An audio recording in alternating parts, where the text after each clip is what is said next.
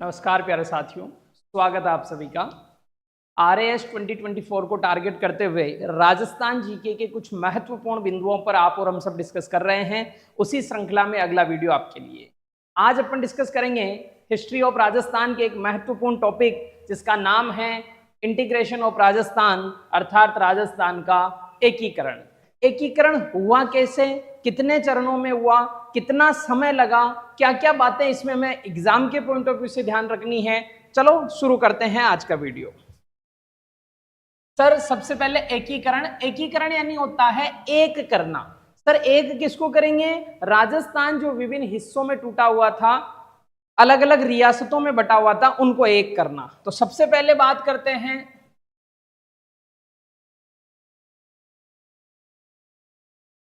आजादी के समय रियासतें। जब देश आजाद हुआ उस समय रियासतें, रियासतें यानी प्रिंसली स्टेट की क्या स्थिति थी? इंडिया में थी उस समय 565 रियासतें और राजस्थान में थी सर 19 रियासतें, 3 ठिकाने और एक केंद्र शासित प्रदेश। ये चीजें राजस्थान में थी। 19 रियासतें, 3 ठिकाने, एक केंद्र शासित प्रदेश। सर एक केंद्र शासित प्रदेश का तो नाम ही बता दो। एक केंद्र शासित प्रदेश था भाई अपने अजमेर मेरवाड़ा। अजमेर मेरवाड़ा अपने केंद्र शासित प्रदेश था। 3 ठिकाने थे लावा, नीमराणा, कुशलगढ़। ये 3 ठिकाने थे, लावा, नीमराणा, कुशलगढ़, अजमेर मेरवाड़ा केंद्र शासित प्रदेश। सर 19 रियासतों के बारे में भी कुछ बताओ, क्योंकि इन 19 रियासतें, 3 ठिकाने और एक केंद्र शासित प्रदेश को मिलाने का जो प्रोसेस चला वही क्या कहलाया? अपने एकीकरण। इन सब से मिला करके हमने क्या बनाया? सर राजस्थान बनाया। तो सर ये राजस्थान कब अस्तित्व में आया था? पहला क्वेश्चन यहीं से बन जाता है, क्वेश्चन पैटर्न पे ही पढ़ रहे हैं। वर्तमान राजस्थान का स्वरूप 1 नवंबर 1956 को अस्तित्व में आया था। सर इस एकीकरण में चरण कितने हुए? 7 चरण हुए थे सर। सर कितना समय लगा? 8 वर्ष 7 माह 14 दिन का समय लगा। सर एकीकरण का पहला चरण कौन सा था? एकीकरण का पहला चरण था मत्स्य संघ। सर ये कब बना? 18 मार्च 1948 को बना था। सर एकीकरण का लास्ट चरण यानी 7वां चरण कौन सा था? वो था वर्तमान राजस्थान। सर ये कब बना? 1 नवंबर 1956 को बना था। वेरी गुड सर, बहुत अच्छी बातें हमने की। देखो पॉइंट टू पॉइंट सीधा। एकीकरण यानी क्या होता है? एक करना। सर किसको एक करेंगे? विभिन्न रियासतों को एक करेंगे। थी कितनी? भारत में 565। सर राजस्थान में कितनी थी? 19। ठिकाने कितने थे? 3। कौन कौन से? लावा, नीमराणा, कुशलगढ़। केंद्र शासित प्रदेश कितना था? 1। कौन सा? अजमेर मेरवाड़ा। इन सभी को मिलाकर के हमने वर्तमान राजस्थान बनाया। वर्तमान राजस्थान कब बना? 1 नवंबर 1956। वर्तमान राजस्थान बनाने की ये जो पूरी प्रोसेस है वो क्या कहलाई? एकीकरण। सर एकीकरण कितने चरणों में हुआ? 7 चरणों में। सर इन 7 चरणों में समय कितना लगा? 8 वर्ष 7 माह और 14 दिन का समय लगा। सर पहला चरण कौन सा था? मत्स्य संघ। सर कब बना? 18 मार्च 1948। सर लास्ट यानी 7वां चरण कौन सा था? तो 7वां चरण था वर्तमान राजस्थान, 1 नवंबर 1956। बिल्कुल सर, बहुत बढ़िया। अब इन 19 रियासतों की कुछ बात करते हैं। देखो राजस्थान में 19 प्रिंसली स्टेट जो थे, 19 रियासतें जो थी, इनमें अपन देखते हैं पहला पॉइंट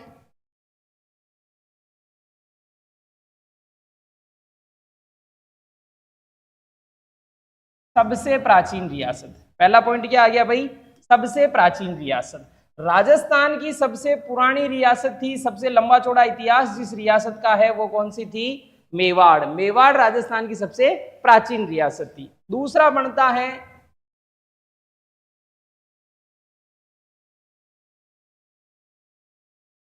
सबसे नवीन रियासत। इस नवीन रियासत की जगह एक और शब्द काम में लिया जाता है, ये अच्छा क्वेश्चन बन जाता है यहाँ पे, अंग्रेजों के समय बनी रियासत।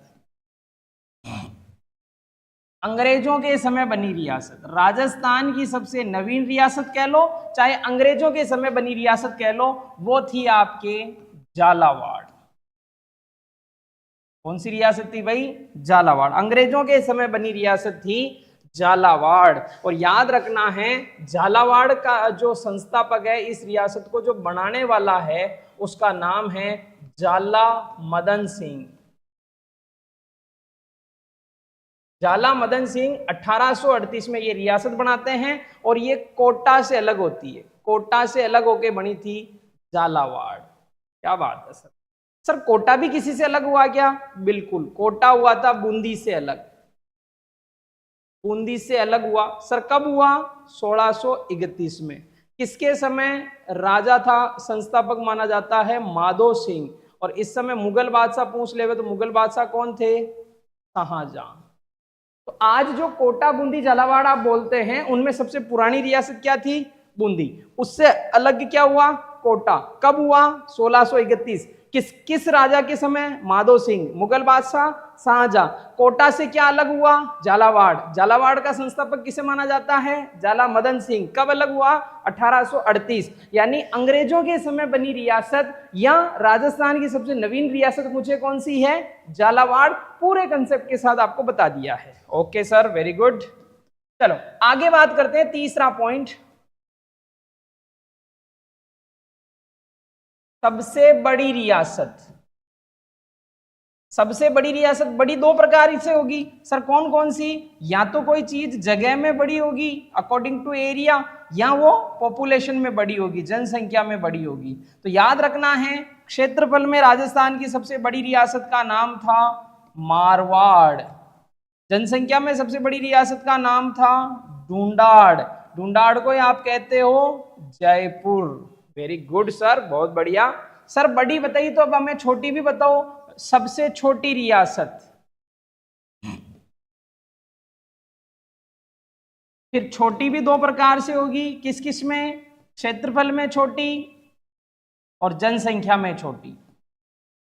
याद रखना है राजस्थान में क्षेत्रफल व जनसंख्या दोनों में ही सबसे छोटी रियासत कौन सी थी?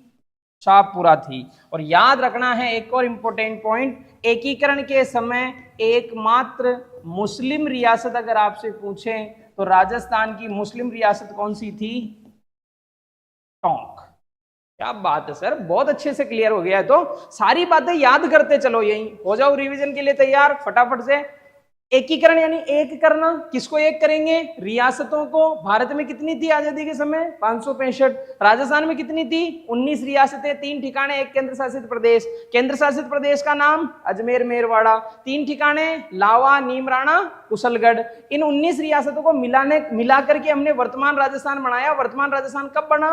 1 नवंबर 1956। इस पूरी प्रोसेस को हम क्या कहते हैं? एकीकरण। कितने चरणों में हुआ? 7 चरण। समय लगा 8 वर्ष 7 माह 14 दिन। पहला चरण कौन सा था? मत्स्य संघ। कब बन गया? 18 मार्च 1948। अंतिम चरण कौन सा था? वर्तमान राजस्थान। कब बना? 1 नवंबर 1956। इन 19 रियासतों की कुछ इंपॉर्टेंट बातें ले साहब। 19 रियासतों में सबसे पुरानी रियासत कौन सी है? मेवाड़। सबसे नवीन रियासत या अंग्रेजों के समय बनी रियासत कौन सी है? झालावाड़। सर झालावाड़ किससे अलग हुई? कोटा से। किसने अलग की? झाला मदन सिंह ने। कब बनी? 1838 में। सर कोटा किससे अलग हुआ? बूंदी से। किसके समय? शाहजहां के समय। कोटा का संस्थापक माधो सिंह। कब अलग हुआ? 1631। Very good sir. सबसे बड़ी रियासत क्षेत्रफल में किसी है भाई? मारवाड़। जनसंख्या समूह हाउटा मन कटरे वहां जयपुर में। समूह छोटी रियासत क्षेत्रफल जनसंख्या में शाहपुरा, और आजादी के समय यानी एकीकरण के समय मुस्लिम रियासत सी टोंक। चलो सर ये तो बहुत बढ़िया बातें हो गई। अब आगे बात करते हैं कि सर इस एकीकरण का हीरो कौन था, यानी एकीकरण का नेतृत्वकर्ता कौन था, यानी सर एकीकरण में मेन लीडर कौन था, किसके नेतृत्व में ये एकीकरण हो रहा था? तो याद रखना है एकीकरण का नेतृत्वकर्ता या हीरो मानते हैं सरदार वल्लभ भाई पटेल को। किसको मानते हैं भाई? एकीकरण का हीरो सरदार वल्लभ भाई पटेल को माना जाता है। और याद रखना है सरदार वल्लभ भाई पटेल को भारत का बिस्मार्क कहते हैं, और एक इनको कहा जाता है लौह पुरुष। सरदार वल्लभ भाई पटेल लौह पुरुष या भारत का बिस्मार्क। फिर नहीं शब्द आयो गुरुजी, बिस्मार्क ने तो वहां जाने ही कौन है। तो बिस्मार्क कौन था? बिस्मार्क ने जर्मनी के एकीकरण में महत्वपूर्ण भूमिका निभाई थी। जर्मनी में हीरो कौन हो? बिस्मार्क। जर्मनी में जो काम बिस्मार्क करियो वही काम भारत में। देखो बिस्मार्क ने कहां के एकीकरण में महत्वपूर्ण भूमिका निभाई थी? जर्मनी के एकीकरण में। तो जो काम जर्मनी देश के लिए बिस्मार्क नाम के आदमी ने किया, वही काम अपने लिए किसने किया? सरदार वल्लभ भाई पटेल ने। इसीलिए इनको कहते हैं भारत का बिस्मार्क और लौह पुरुष। सरदार वल्लभ भाई पटेल का हैप्पी बर्थडे आता है 31 अक्टूबर, और 31 अक्टूबर को सरदार वल्लभ भाई पटेल का जन्मदिन है। इन्होंने पूरे देश को एकता के सूत्र में बांधा था, पूरे देश को यूनिटी दिलाई थी, यूनिटी दी थी। इसलिए 31 अक्टूबर को हम मनाते हैं एकता दिवस, यूनिटी डे। सरदार वल्लभ भाई पटेल का हैप्पी बर्थडे किस रूप में मनाया जाता है? एकता दिवस। और एक सीईटी में क्वेश्चन भी था, भारत के पहले होम मिनिस्टर जो थे वो कौन थे? स्वतंत्र भारत के पहले गृह मंत्री। स्वतंत्र भारत के फर्स्ट गृह मंत्री कौन थे? सरदार वल्लभ भाई पटेल आजाद भारत के, स्वतंत्र भारत के पहले गृह मंत्री थे, होम मिनिस्टर ऑफ इंडिया ये थे। ठीक है सर, वेरी गुड। भारत में यानी एकीकरण का हीरो सरदार वल्लभ भाई पटेल। आगे बात करते हैं सर, ऐसी कोई संस्था बनी क्या जिसके तहत ये कार्यक्रम चले हो? ऐसी कोई संस्था जिसने एकीकरण में बहुत ज्यादा इंपॉर्टेंट भूमिका निभाई हो? बिल्कुल, वो संस्था थी रियासती विभाग। संस्था कौन सी थी? रियासती विभाग। सर इस रियासती विभाग की स्थापना कब हुई?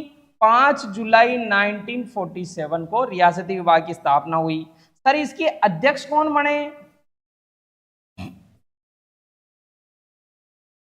सरदार वल्लभ भाई पटेल इस रियासती विभाग के क्या बने? अध्यक्ष बने। सर इस रियासती विभाग का सचिव किसे बनाया गया? इस रियासती विभाग का सेक्रेटरी बना था वीपी मेनन। वीपी मेनन इसका सचिव बना था। सरदार वल्लभ भाई पटेल अध्यक्ष थे और इसने 5 जुलाई 1949 को इसकी स्थापना हुई थी। इस रियासती विभाग ने एक नियम निकाल दिया था कि वे ही रियासतें स्वतंत्र रह सकती है, वे रियासतें स्वतंत्र रह सकती है जिनमें 2 शर्तें थी। शर्त नंबर 1, 10 लाख जनसंख्या, बाकी आपको कहीं ना कहीं मिलना। शर्त नंबर 2, 1 करोड़ की वार्षिक आय।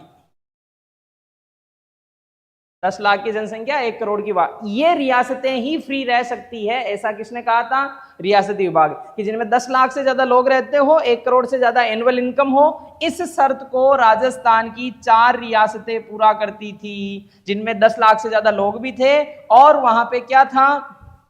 10 लाख से ज्यादा जनसंख्या थी, 1 करोड़ से ज्यादा वार्षिक आय थी। एक थी जिसमें मेवाड़, मारवाड़, बीकानेर, जयपुर। ये 4 रियासतें ऐसी थी जो इस शर्त को पूरा करती थी। कौन सी शर्त को? कि 1 करोड़ से ज्यादा क्या होना चाहिए?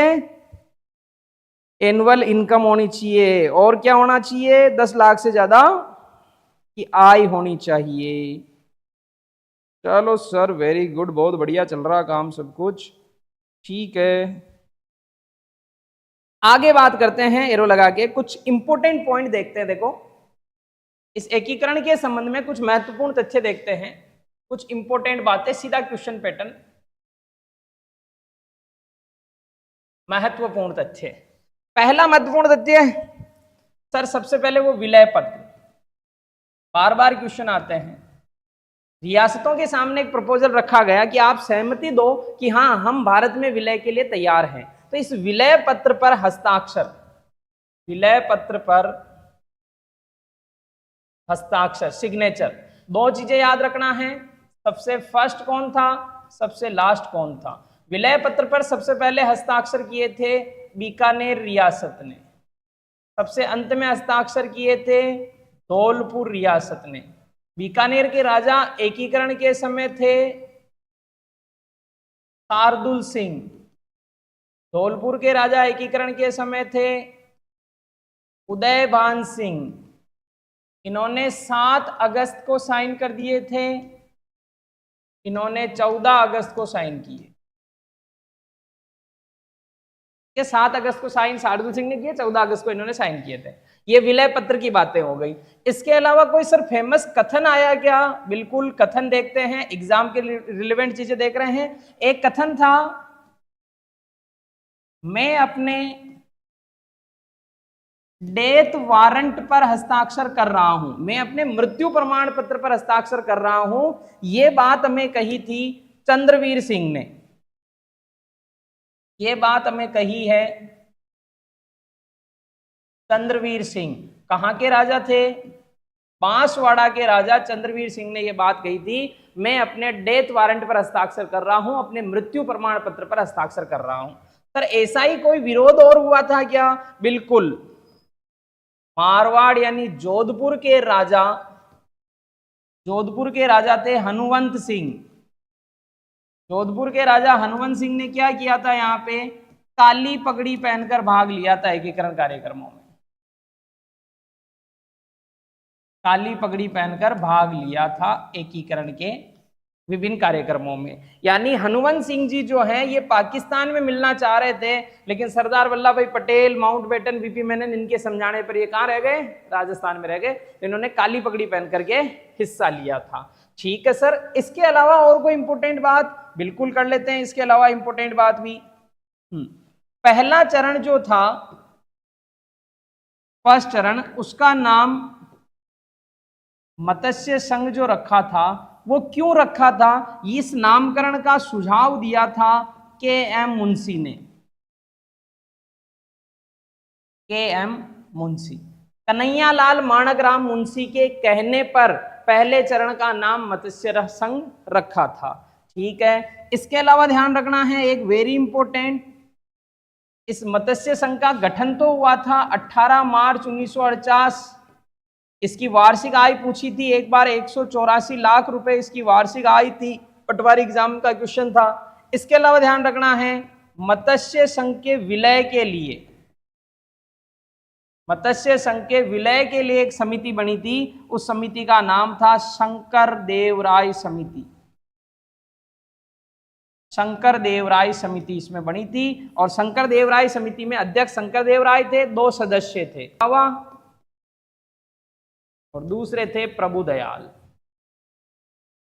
आर के सिद्धावा और प्रभुदयाल, 2 सदस्य थे इस शंकर देवराय समिति जो मत्स्य संघ के विलय के लिए बनी थी, और इन्हीं की सिफारिश पर 15 मई 1949 को विलय हुआ था। अभी अपन इंपॉर्टेंट फैक्ट देख रहे हैं। अभी वो जो पहले चरण में कौन था, दूसरे में कौन था, राज प्रमुख, महाराज प्रमुख, सब देखेंगे, लेकिन पहले इंपॉर्टेंट क्वेश्चन। चलो, ये बातें मैं बता ही चुका हूं, देश में 562, राजस्थान में 19, ये सब चीजें ध्यान रखनी है। फिर आपके ये वेरी इंपॉर्टेंट पॉइंट बन जाता है, एक क्वेश्चन यहां से अच्छा बनता है, सबसे प्राचीन रियासत, सबसे नवीन रियासत, सबसे बड़ी क्षेत्रफल में, जनसंख्या में छोटी और मुस्लिम रियासत। फिर एकीकरण का हीरो सरदार वल्लभ भाई पटेल, उनकी बेसिक बातें, रियासती विभाग की स्थापना, शर्तें, वो सब देखा। फिर इंपॉर्टेंट फैक्ट देखे, विलय पत्र पर हस्ताक्षर किया, कथन और विरोध, ये सब बातें हमने इसमें देखी है। एकीकरण के 7 चरण। देखो, पहला चरण, क्या क्या बातें हमें इसमें ध्यान रखनी है? सबसे पहले पहले चरण का नाम रखा था एकीकरण के मत्स्य संघ। ठीक है सर, एकीकरण के पहले चरण का नाम क्या था? मत्स्य संघ। सर ये कब बना था? वैसे इसका उद्घाटन 17 मार्च को होने वाला था, लेकिन भरतपुर के राजाओं में विवाद की वजह से इसका उद्घाटन हुआ था 18 मार्च 1948। 18 मार्च 1948 को मत्स्य संघ बना था। ठीक है सर। सर इसमें रियासतें कौन कौन सी शामिल थी? इसमें अलवर, भरतपुर, करौली, धौलपुर, ये 4 रियासतें एकीकरण के पहले चरण में शामिल थी। इन चारों को मिला के मत्स्य संघ बनाया था। Very good sir. सर इसके नामकरण के कंसेप्ट की बात करें, सर इसका नाम मत्स्य संघ क्यों रखा? क्योंकि प्राचीन समय में इस इलाके को प्राचीन समय में कहा जाता था मत्स्य जनपद, और मत्स्य जनपद की जो राजधानी थी वो थी विराटनगर। विराटनगर को ही कहते हैं बेराट। तो विराटनगर या बेराट मत्स्य जनपद की राजधानी थी। उसी तर्ज पर उसी इलाके में से ये 4 रियासतें शामिल थी। इसलिए एक विद्वान आदमी थे के एम मुंशी, कन्हैया लाल माणक राम मुंशी के कहने पर इस चरण का नाम, इन चारों रियासतों के संयुक्त मंडल का नाम मत्स्य संघ रखा गया था। Very nice sir. कल ही सीईटी एग्जाम में क्वेश्चन आया था, मत्स्य संघ का जो मंत्रिमंडल बना था उसमें किसकी अध्यक्षता थी, यानी मंत्रियों का मुखिया, और मंत्रियों के मुखिया को पुराने समय में कहते थे प्रधानमंत्री। इसका प्रधानमंत्री बनाया गया था भाई अपने शोभाराम कुमावत, जो है मत्स्य संघ के क्या बने थे, प्रधानमंत्री बने थे। बात आई इसके राज प्रमुख बनने की, राज प्रमुख बनाया था उदयभान सिंह। और उदयभान सिंह जी राजा थे कहां के,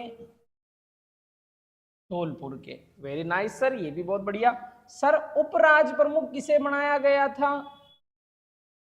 उपराज प्रमुख बनाया था गणेश पाल को। सर गणेश पाल जी कहां के राजा थे, करौली के। सब अच्छी बातें हैं। सर इस पहले चरण का उद्घाटन कार्यक्रम कहां हुआ, इसका उद्घाटन कार्यक्रम हुआ था लोहागढ़ दुर्ग में, लोहागढ़ दुर्ग।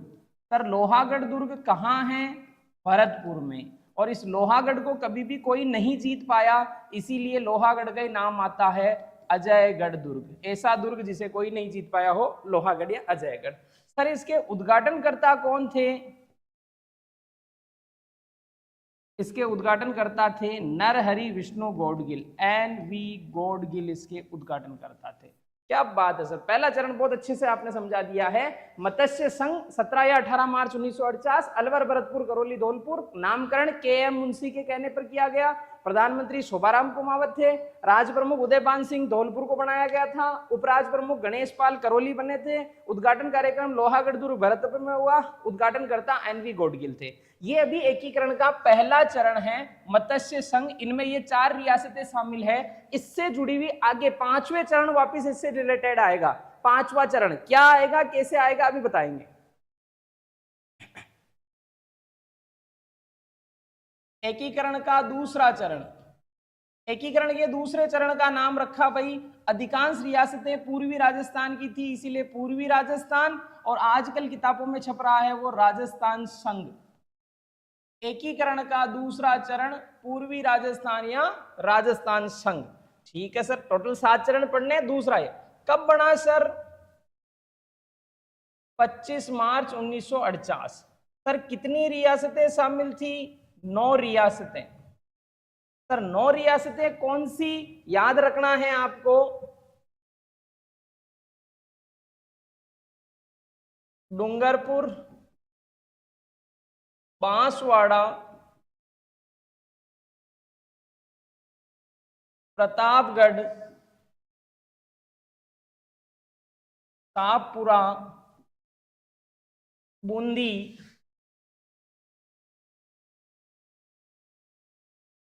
किशनगढ़, कोटा, टोंक। 2 4 5 3 8 और झालावाड़। ठीक है, कौन कौन सी रियासतें इस दूसरे चरण में शामिल थी आप देख सकते हैं अपनी बोर्ड पर। उन रियासतों का नाम है डूंगरपुर, बांसवाड़ा, प्रतापगढ़, शाहपुरा, बूंदी, किशनगढ़, कोटा, टोंक, झालावाड़। ये रियासतें इसमें दूसरे चरण में शामिल की गई थी। बारी आई फिर से राज प्रमुख बनने की। तो इसमें राज प्रमुख बनने, देखो इन चरण के लिए मेहनत की थी कोटा के राजा भीम सिंह ने, इसीलिए इसमें राज प्रमुख बनाया था भीम सिंह। भीम सिंह जी कहां के थे, कोटा। सर उपराज प्रमुख बनने का नंबर आया, उपराज प्रमुख बने थे बहादुर सिंह। बहादुर सिंह जी कहां के थे, बूंदी। प्रधानमंत्री बनने का नंबर आया, प्रधानमंत्री बने गोकुल लाल असावा,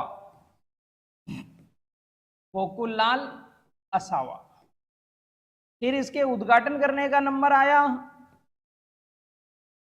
और उद्घाटन उस समय वापस किया था नरहरि विष्णु गौडगिल NV गौडगिल ने इस दूसरे चरण का उद्घाटन किया था। इस प्रकार हमने इन 9 रियासतों को एक कर लिया था। पहले चरण में 4 रियासतें, दूसरे चरण में 9 रियासतें। ठीक है सर।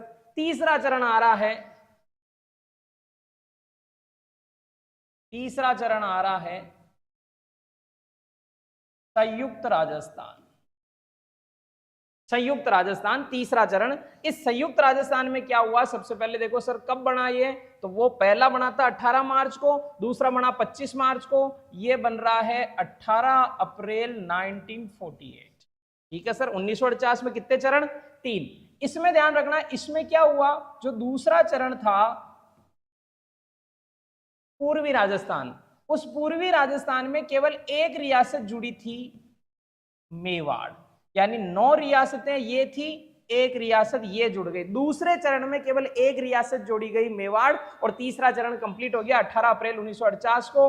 बारी आई राज प्रमुख बनने की,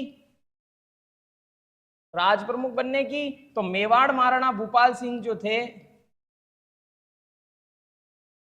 महाराणा भूपाल सिंह जी कहां के थे, मेवाड़, ये इस चरण में बने थे अपने राज प्रमुख।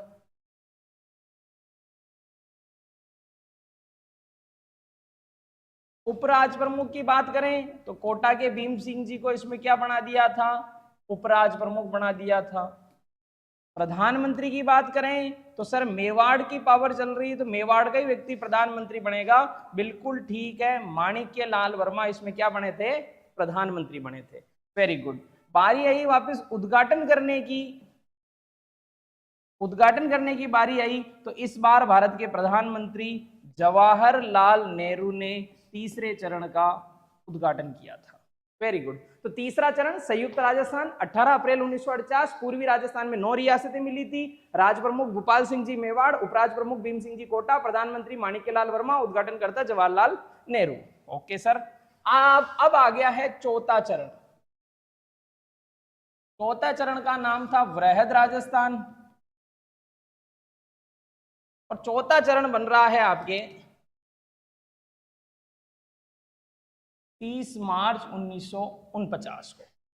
इसमें क्या होगा, जो तीसरा चरण बना था संयुक्त राजस्थान, उस संयुक्त राजस्थान में 4 रियासतें मिलेगी, जयपुर, जोधपुर, जैसलमेर, बीकानेर। ये जयपुर, जोधपुर, जैसलमेर, बीकानेर 4 रियासतें मिल गई थी संयुक्त राजस्थान में, और अपना चरण बन गया वृहद राजस्थान। वृहद राजस्थान में वापस राज प्रमुख बनने का नंबर आया, तो इस समय राज प्रमुख बने थे सवाई मानसिंह सेकंड। सवाई मानसिंह सेकंड कहां के राजा होंगे, जयपुर के। अगर यहां प्रधानमंत्री बनने की पूछे, इस समय प्रधानमंत्री बने थे हीरालाल शास्त्री। प्रधानमंत्री बने हीरालाल शास्त्री। राज प्रमुख बने थे सवाई मानसिंह सेकंड, जो जयपुर के राजा थे, और यहां प्रधानमंत्री बने थे भाई अपने हीरालाल शास्त्री।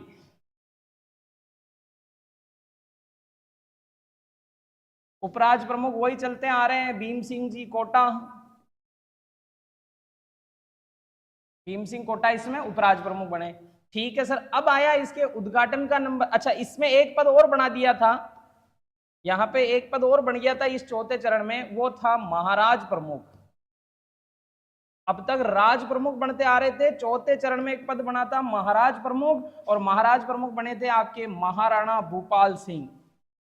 राजस्थान के एकमात्र महाराज प्रमुख कौन बने हैं, महाराणा भूपाल सिंह जी। कहां के हैं, मेवाड़। महाराणा भूपाल सिंह जी इसमें महाराज प्रमुख बने। बारी आई उद्घाटन करने की। इस बार जो एकीकरण में महत्वपूर्ण भूमिका निभा रहे थे सरदार वल्लभ भाई पटेल, उन्होंने उद्घाटन किया। सरदार वल्लभ भाई पटेल ने यहाँ पे उद्घाटन किया। अब आप समझो, पहले चरण में कितनी रियासतें थी, 9, दूसरे 4, दूसरे में 9, तीसरे में 1, चौथे में 4। ठीक है, तो 9 और 4 13, 1 14, 4 18, 18 रियासतें मिला ली गई थी 30 मार्च के दिन यही रीजन है कि हम 30 मार्च को क्या मनाते हैं, यही रीजन है कि हम 30 मार्च को मनाते हैं राजस्थान दिवस। कारण सहित ध्यान रखें, राजस्थान दिवस मनाया जाता है 30 मार्च को। क्यों मनाते हैं? क्योंकि एकीकरण के दौरान 30 मार्च 1949 को राजस्थान की 19 में से 18 रियासतों को मिला के एक कर लिया था। इस वजह से इस दिन राजस्थान दिवस मनाते हैं। सर एक रियासत बच कौन सी गई थी? एक रियासत बची हुई है अभी, सिरोही। बाकी सबको हमने इकट्ठा कर लिया। वेरी गुड सर, बहुत अच्छे से समझ में आ गया एकीकरण। चलो अब यहां बात करते हैं, जब पहला चरण बना अलवर, भरतपुर, करौली, धौलपुर, तो इनको हमने कहा जब स्थिति परिस्थितियां सामान्य होगी, क्योंकि अलवर के राजा तेज सिंह जी जो थे, अलवर के राजा तेज सिंह जी को महात्मा गांधी की हत्या के आरोप में, हत्या के शक के आरोप में उनको दिल्ली में नजरबंद कर रखा था। और ये अलवर भरतपुर मेवात क्षेत्र है, यहाँ दंगे भड़के हुए थे, यहाँ लड़ाइयां हो रही थी। तो रियासती विभाग जो 5 जुलाई 1946 को बना था, सरदार वल्लभ भाई पटेल जिसके अध्यक्ष थे, उस रियासती विभाग ने अलवर, भरतपुर, करौली, धौलपुर को इकट्ठा किया, एक बनाया और इनको कहा कि जब स्थितियां परिस्थितियां सामान्य हो जाएगी, अगर आप कहेंगे हमें यूपी में मिलना है तो यूपी में मिला देंगे, आप कहेंगे हमें राजस्थान में मिलना तो राजस्थान में मिला देंगे। अब इनकी राय जानी तो इन दो जनों ने, भरतपुर और धौलपुर वालों ने कहा हम तो उत्तर प्रदेश में जाएंगे, अलवर और करौली वालों ने कहा हम तो राजस्थान में मिलेंगे। तो 5वें चरण जब होगा तो उसके लिए एक समिति बनेगी मत्स्य संघ की जनता की राय जानने के लिए। सबसे पहले यहां लिखते हैं अपन 5वां चरण, उसका नाम होगा संयुक्त वृहद राजस्थान। ये संयुक्त वृहद राजस्थान बनेगा अपने 15 मई 1949 को।